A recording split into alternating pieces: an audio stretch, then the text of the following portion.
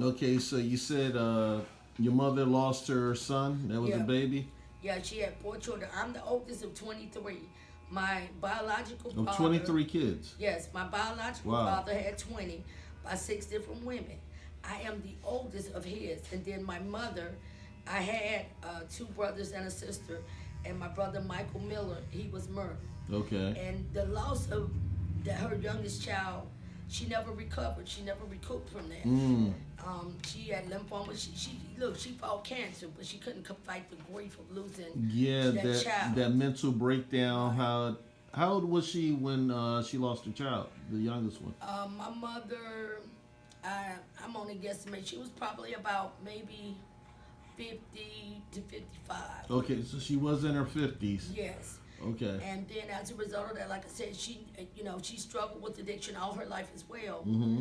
And that just really sent her over the edge. She fought cancer better than she fought that. How old was her youngest child when he died? My baby brother was 31. 31. Okay. What happened was, he was, let's say, he was special. He's a special kid, you know. Mm-hmm. He had a good heart. You know, a little bit slow with Sure. everyday living stuff, but Right. he worked two full-time jobs. Oh, wow. And every time my phone would ring 1, 2, 3 o'clock in the morning, I knew it was him. Right. Because people would challenge him. You know, they would want to fight him because of the title. Oh, Whit Lowry was his trainer. Clifford Hardy, who's trained some professional boxers now, was also in his corner. But what happened was, he gave a pool party, and you know, once the pool party was over, everybody went up to his apartment, and there was some little kid there that didn't nobody know, and they were both trying to holler at the same little girl, Mm-hmm. and you know, there That was some happens. alcohol involved, Right. and you know, the little gentleman disrespected my brothers and verbally, and so everybody was like, fight, fight, fight, Right. and so my brother told him we could take it outside. Dude went outside. My brother went to change shirts, and my brother lived on the second floor. Time he came out, the dude shot six times at him, hitting him once in the liver, the stomach, and somewhere else. My Yeah. brother fell down Wow. the steps as a result, and the gentleman just stumped him in the face until he broke all his bones. I had a first cousin that was on the balcony that went in shock. He fell from the balcony.